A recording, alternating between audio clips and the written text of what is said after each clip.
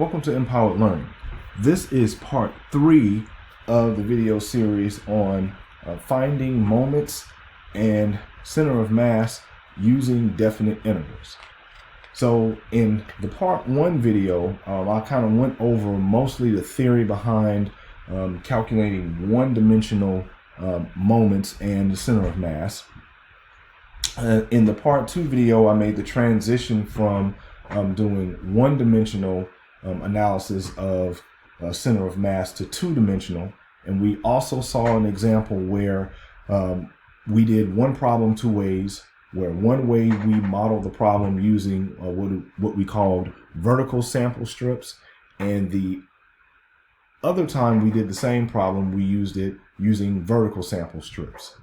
So this video is going to cover the remaining of the two-dimensional problems that I wanted to cover here to kind of give you a lot more examples, but I already have these worked out, so it won't take so long for me to write it and everything.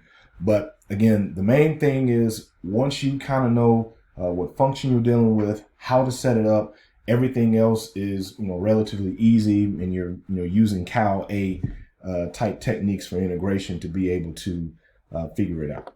Okay, figure out what your moments are going to be, as well as figuring out what your overall center of mass or centroid is going to be. Okay, all right. So for this example, we want to find the center of mass of a thin homogeneous, and that means constant density. So we're going to have the same density throughout this plate here. Covering the region bounded by the parabola y is equal to 9 minus x squared, and we want to use horizontal strips to model. Okay, so now notice here I have this note here that it's actually easier for us to actually model this using vertical strips, and that's because, of course, y is a function of x, so it would be very easy to model it this way. However, I'm going to show you how to do this using horizontal strips, just so that you know how to handle this if you're in a situation where the only way that you could do it is with horizontal strips. Okay, so, or the only way that would make sense for you to do it is horizontal strips, and you have the situation where we have to sort of decipher out what function to actually use in a situation like this. So, all right. So with that being said here, note that if we're going to use horizontal strips here, then we are going to be integrating with respect to the y-axis. Okay. If we're integrating with respect to the y-axis, then we have to look at everything as being a function of y instead of a function of x. And the issue that we have here is that if we're looking at everything as x being a function of y, then my problem is that, of course, if I flip that, what I'm going to be dealing with is going to look something like this. I'm just going to try to draw it here. So this will be the positive y-axis. This will be the positive this will be the positive y-axis here, and this will be the positive x-axis going up. And so what you're going to note here is that what I'm going to draw is not going to be a function because it violates the vertical line test. So essentially what I'm going to have to do here is decide, well, do I want to deal with the top half or the bottom half here? Because I know, and let's say for the sake of simplicity here, I chop off this bottom half, then I know that what I'm dealing with just in the top half is going to be a function. Okay. I also know that this plate is symmetrical about the y-axis as well. So whatever length this is going to be, going from let me undo that. Yeah. So I was trying to switch colors and it didn't work. So whatever length this is, I know that the total length of this plate is going to be 2 times that. Okay. because of the fact that this plate is symmetrical about the y-axis, because my function y is equal to 9 minus x squared is symmetrical about the y-axis. Okay, so this is x, then that's x2, and this is going to be a length of 2x, whatever it is. Okay. All right. So with that being said, if we look here, I note that I have my function y is equal to 9 minus x squared, and I basically solve it for x. And I notice here that if I do that, I have the plus or minus, and since I want to take the top half part, like what I said here, I'm going to ignore the minus part and just keep the top half. So we now have a way for us to be able to model x in terms of y as a function here. Okay. So now that we have that information, we're going to assume that the centroid's x coordinate is going to be 0 for the entire plate, because of the fact that the plate is symmetric about the y-axis. And on top of that, once again, we've said here that the plate is going to be homogeneous, meaning that it has constant density. Okay, so it's uniform throughout. So we can make this assumption in that case. And again, we're only going to use the top half of this function here. Okay, and y is going to be whatever we're going to integrate. Our y values are going to be from y equals 0 to y equals 9. So once we have all that, then it's just a matter of finding out what our x tilde is, y tilde, and our dm. Since we're using horizontal strips, our y tilde has to remain just a general y value. Our x tilde, in this case, is going to be just square root of 9 minus y. Okay. Now, the reason for that, remember that this particular plate is symmetrical about the y-axis here. So here, if I'm picking this particular point to be a centroid here, then that means I'm picking this point to be the centroid here. And so there's got to be, of course, my x value is 0. There's got to be a certain y value here. And it's basically going to be half of the height of this function here if I was looking at it in terms of x. But since I'm looking at it in terms of y, it's got to be half of this total length here, which is just what x is. And of course, x is just going to be this square root of 9 minus y. So that's why it ends up being there. Okay. So we see here that our x tilde is just going to be square root of 9 minus y. But the length of our strip, of course, is 2 times that. So that's why we will multiply that square root of 9 minus y times 2 to get the length of the strip. Okay. Now, from that, we know that our moment about x and moment about y and the system mass all have this dm in it, which is just basically the density times the differential area. And that differential area is just going to be the length times the width of the sample strip. Okay. And of course, if we have a horizontal strip here, I'll go back up here. So the actual width of our sample strip is going to be dy. The length of it, which is going to be all of this, is actually just going to be x plus x, which is 2x. And of course, we know x is just this square root of 9 minus y. So we see that the length is going to be 2 times square root of 9 minus y. The width is going to be dy. So therefore, length times width gives you 2 times square root of 9 minus y dy. And then, of course, dm is just going to be all of this multiplied times that density. Okay.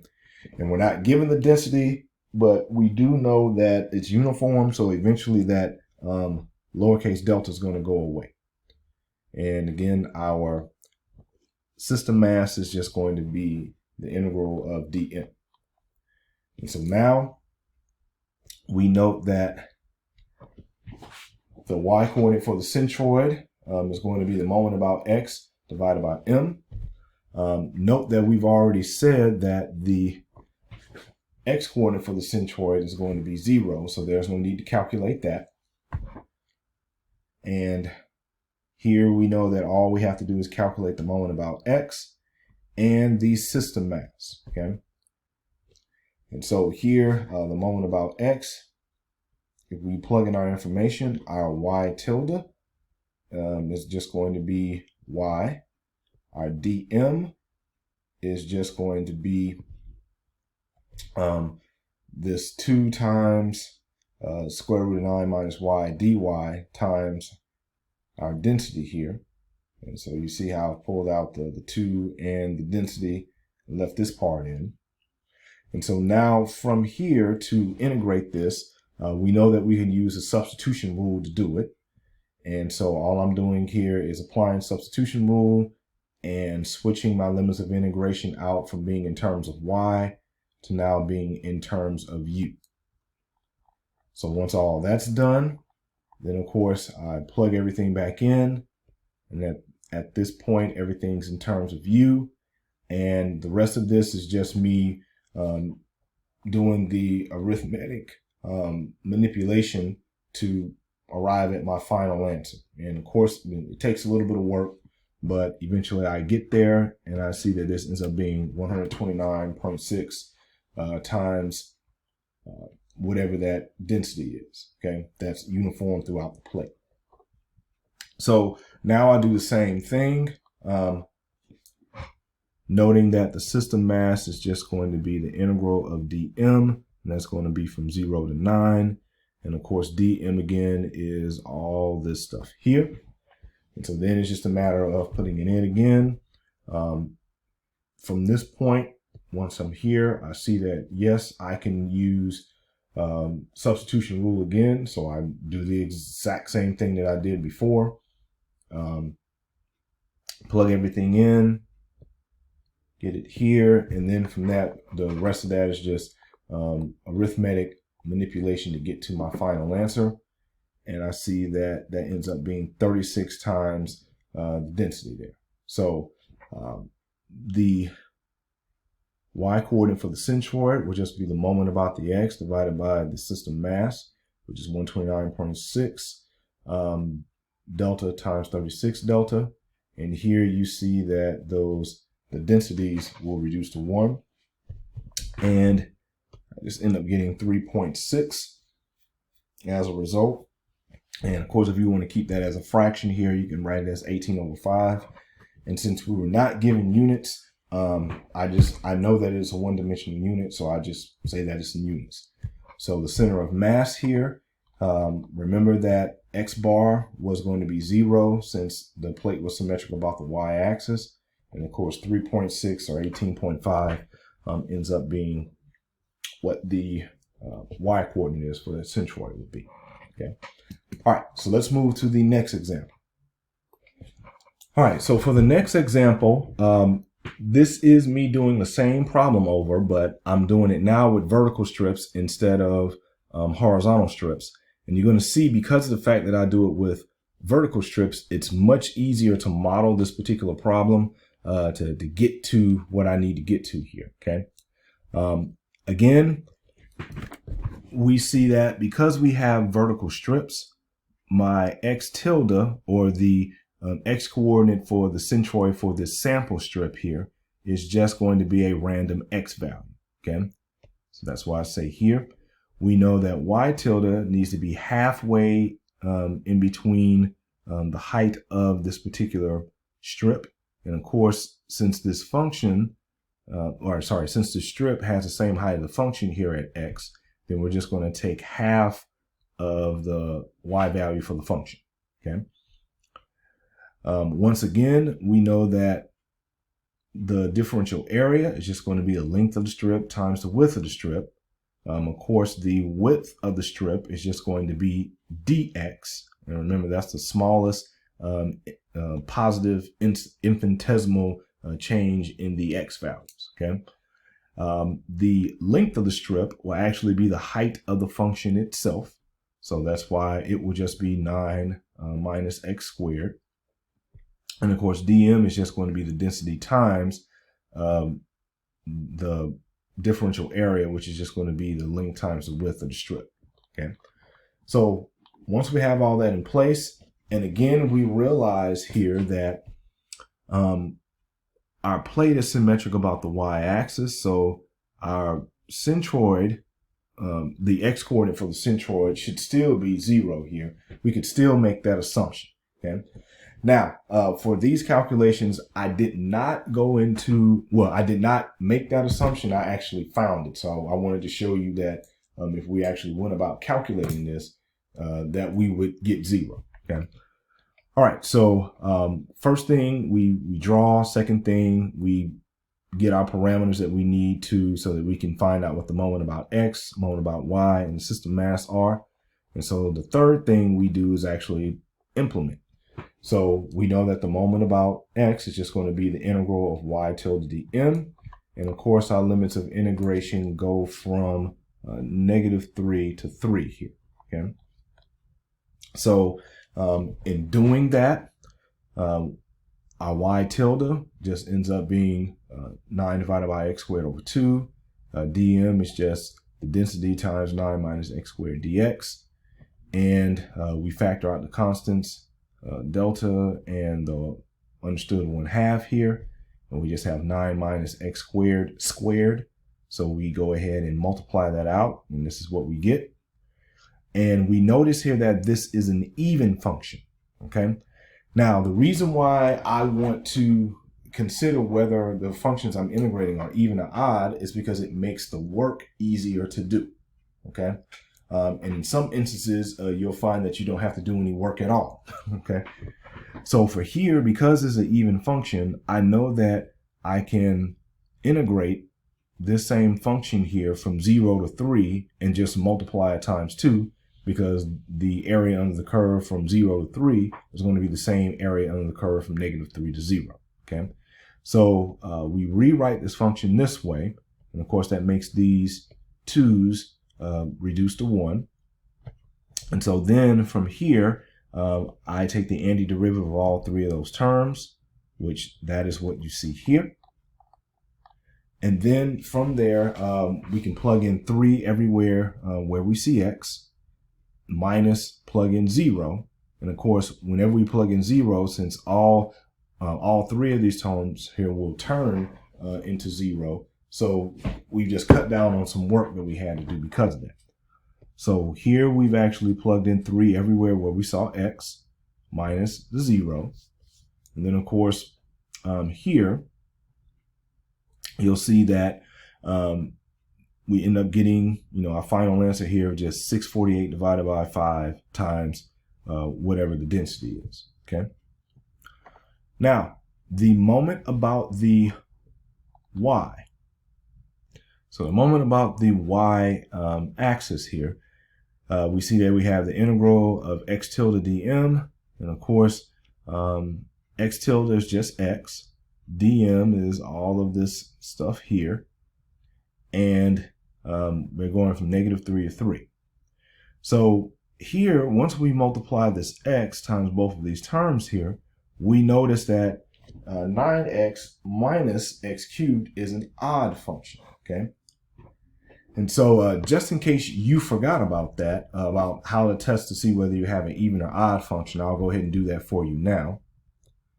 So if I have f of x is equal to 9x minus x cubed here, I know a function is odd whenever I plug in a -x everywhere where I see x, and I end up with the negative of what I started with, okay? With this being what I started with. So this is odd, and I know if I plug in a -x everywhere where I see x, and I get the original function back again, then I know that's even. So in this case here, if I plug in a -x everywhere where I see x,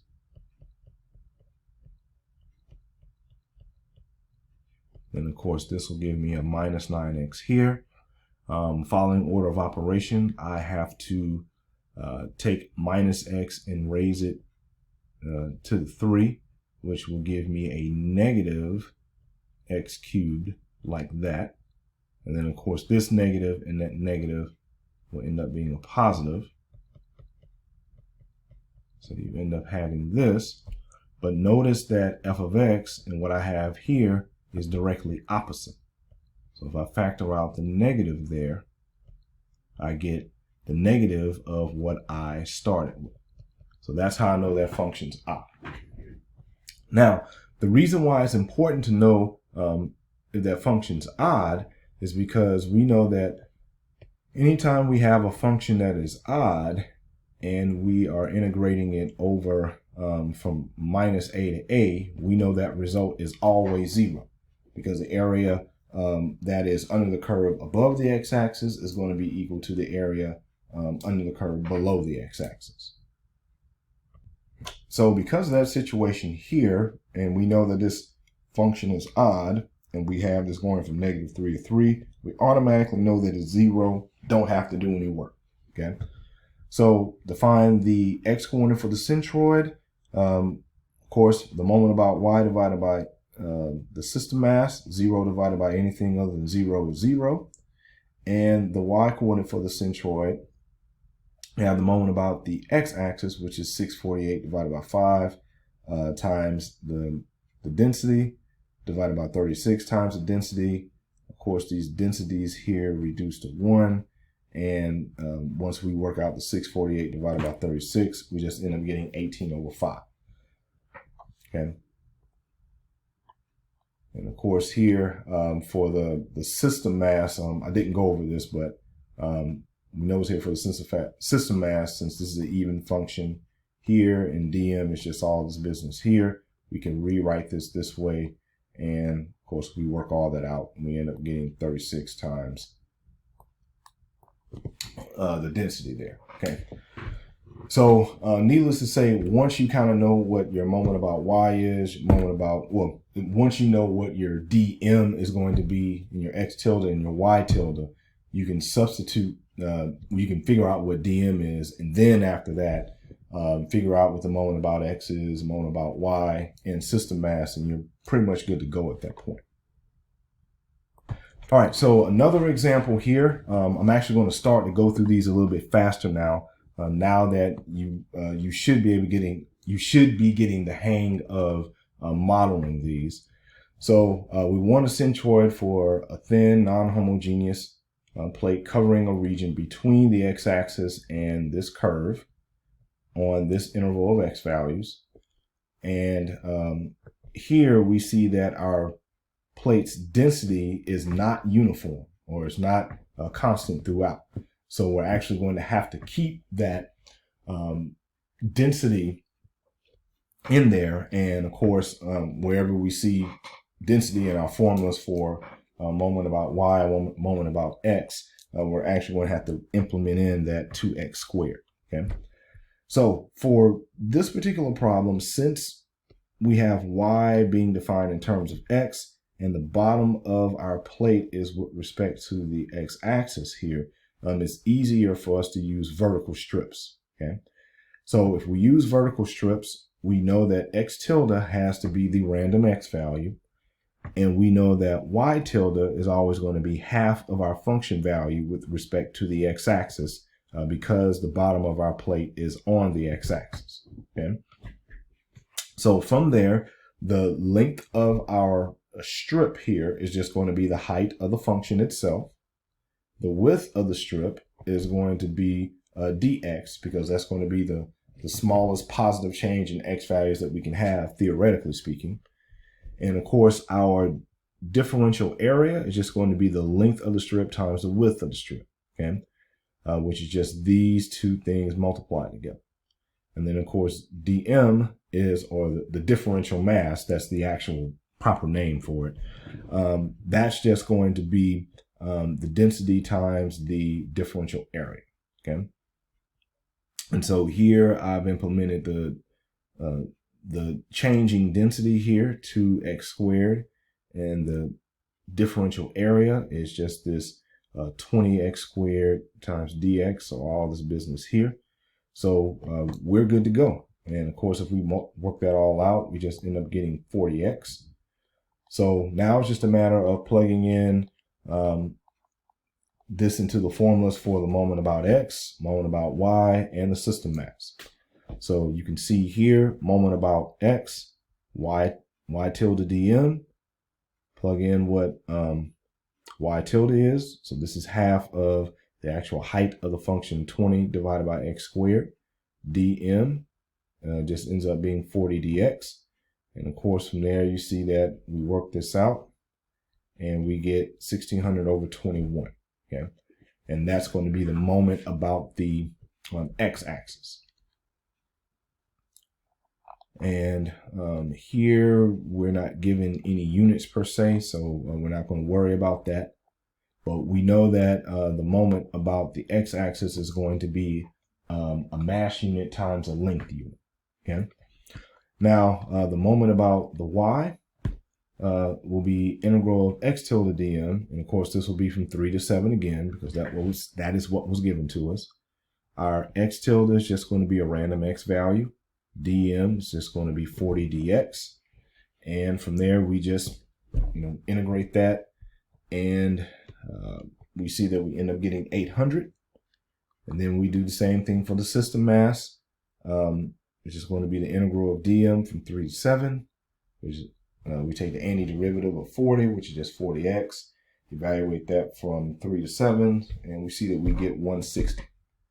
So we got 1, 2, 3 answers here, and then we know that the x-coordinate for the centroid of the entire plate is going to be the moment about y divided by the system mass, which gives us 5, and the y-coordinate for the centroid for the entire plate is going to be the moment about x divided by the system mass, which gives me 10 over 21. And so again, once you know what your x tilde, y tilde, and your dm is, you're pretty much good to go.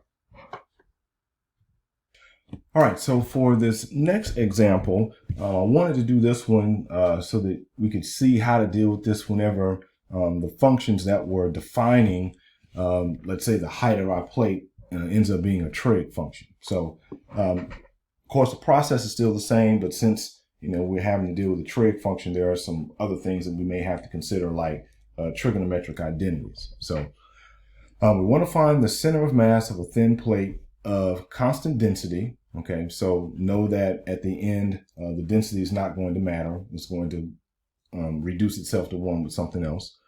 And this thin plate, we want to find the center of mass of the thin plate of constant density delta, covering a region bounded by the x-axis and this curve 2 times cosine of x. And we want to look at that from x is negative pi over 8 to x is positive pi over 8. Okay, and so you see I've done my little drawing there of what cosine looks like for that particular interval of x values. Since y is a function of x, it's easier for us to model this particular situation with vertical strips versus horizontal. And so since we have vertical strips that we're going to use, we know that our x tilde, which is the x coordinate for the centroid for this sample strip, is just going to be a random x value. Okay? The y coordinate for the centroid for the sample strip, which is y tilde, that's going to be half of whatever this is.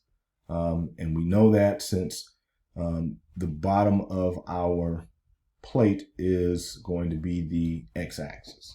Okay, so half of 2 times cosine of x is just cosine of x. The length of our strip is going to be the height of our function, which is 2 cosine x. The width of our strip, again, will be delta x, because that's the smallest theoretical change in x values that we could have if we were trying to stuff an infinite amount of those sample strips in from x equals negative pi over 8 to x equals positive pi over 8. The area of our strip is just going to be the product of the length and the width. And of course, the differential mass, or dm, is just going to be the density times the differential area. So just basically delta times 2 times cosine dx. So from there, we need to find the moment about x, moment about y, and the system mass to be able to find out our x coordinate and y coordinate for our centroid. So moment about x, y tilde dm, integrate that from negative pi over 8 to pi over 8. We come here and we see that we end up having a situation here where both dm and y tilde both have cosine x in it. So we end up having cosine squared x here. We know that 2 delta is a constant, so we went ahead and factored that out. And so now looking at this, notice here that number one, since cosine is an even function, then cosine squared is also going to be an even function as well. It's just going to be an even function that's not going to be below the x-axis here. But note here that I don't have a nice way to actually take the antiderivative of cosine squared x straight up. So what I have to do is use the reduction formula, or one of the reduction formulas, to rewrite cosine squared x as cosine of 2x plus 1 divided by 2. And so this is just a regular trig identity. You get it from here to here. Okay. Now, once that's done, I do know how to deal with taking the antiderivative of cosine of 2x divided by 2, and I know how to take the antiderivative of 1/2. Okay, so that's going to be relatively easy to do here. Now, when I wrote this, I wanted to be as clear as possible, just in case people were not familiar with the substitution rule. So that's why I have all this extra work in here. But essentially, what I want to do is I want to get to this point here, okay? And I do that by letting this 2x here equal u, which means I'm going to find the derivative of u with respect to x and try to replace dx here with 1/2 du. And since I know that u is equal to 2x, I'm going to take these x values and translate them into values of u. So I take negative pi over 8, plug it into here, and I get a negative pi over 4. And I'll also get a positive pi over 8, plug it into this function u is equal to 2x, and I get a positive pi over 4. So I see that what I have here in terms of x is now going to look like this in terms of u. And from here, I know that I can take the antiderivative of cosine, which is sine, and the antiderivative of 1 with respect to u is u. And of course, this 1/2 and this delta, I could factor that out. So now that I have that, life is pretty easy here. Here I know, and I didn't do it this way whenever I wrote this, but here I know that since cosine squared is even, I could have rewrote this and said, let's do 2 times all this and go from 0 to pi over 8. So I could have done that, okay? But I chose not to here. So so I'm doing this the long way. And of course, once I substitute in pi over 4 minus, then substitute in a negative pi over 4, all the rest of this is just me kind of working everything out here. And of course, sine of pi over 4 is 1 divided by square root of 2, or some of you that like to rationalize your denominators, it would be root 2 over 2, same thing. And of course, from there, again, just simplifying, and eventually I get to this expression here, which is 2 times square root of 2 plus pi, all that over 4 times the density, okay? And so that would be my moment about the x-axis here. I'll do the same thing, moment about the y. Here, I notice that when I look at this, in my mind, I already know that whenever I look at this, that if I was actually going to integrate this, I would have to, try to do integration by parts, and I don't want to do that. So here's where I actually use the fact that, hey, I know that cosine of x times x is actually an odd function. And since I have odd function integrating it over limits of integration that are just negatives of each other, or opposites of each other, I know that that result's going to end up being 0. So I don't even have to worry about doing that one. Of course, the system mass here is just going to be integral of dm from negative pi over 8 to pi over 8. And if I substitute in everything for here, my constants get factored out, and I just have cosine of x. Antiderivative of cosine x is just sine x. So, life is good. But I also know that cosine of x is an even function. So I can rewrite this as 2 times whatever I got going on here. And limits of integration go from 0 to pi over 8. So I do all that, and I see that I end up getting this result here. And so I have this sine of pi over 8. And so with this, I know that sine of pi over 8 can be rewritten as sine of pi over 4. That pi over 4, and then that pi over 4 is divided by 2. And so I essentially write it that way to set it up to use half angle formulas. Okay. And so here, half angle formula for sine of theta divided by 2 is just going to be plus or minus square root of 1 minus cosine theta divided by 2. Okay. And so you see that's being implemented here. And then, of course, cosine of pi over 4 is just going to be 1 divided by square root of 2 again, or for those of you that like to rationalize, root 2 over 2. And then from there, I'm just multiplying inside the radical in the numerator and denominator by 2 to try to get rid of the fractions. And if I keep simplifying, I get to 2 times delta times square root of 2 minus square root of 2. Okay. So once all that's done, I know that this is going to be my system mass. I know that my moment about the y is going to be 0. So that means my centroid, my x-coordinate for the centroid is going to be 0 here. Moment about the, not moment, but the y-coordinate for the centroid is going to be moment about the x divided by system mass. And of course, not the prettiest numbers in the world, but once we get that and use our calculators here, we see that it's roughly about 0.98. So our centroid, or our center of mass in this example, will just be 0, 0.98 approximately. Okay.